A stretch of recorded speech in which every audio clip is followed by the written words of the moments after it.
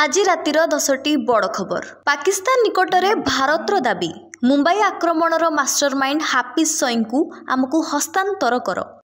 देश में उपरमुहा corona scale गत 24 घंटे 6 मृत 692 जन आक्रांत चिन्हट। आउ नाहांती डीएमडीके मुख्य विजयकांत कोरोना संक्रमित हेतु भेंटिलेटर थिले। नुआ वर्ष पूर्वरु अशांत राजधानी कुख्यात अपराधी रघु विश्वाल को एनकाउंटर। 8 भारतीयों मृत्युदंड कोहल दंडादेश कोहल कले कातार कोर्ट।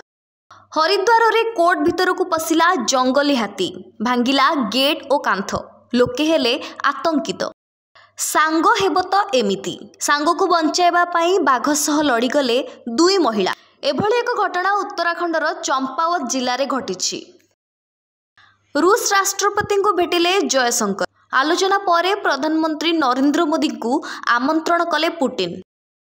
चाहू चाहू जलीगला बस 13 जन जीवंत दग्ध एवं 17 जन गुरुतर आहत होइछन्ति।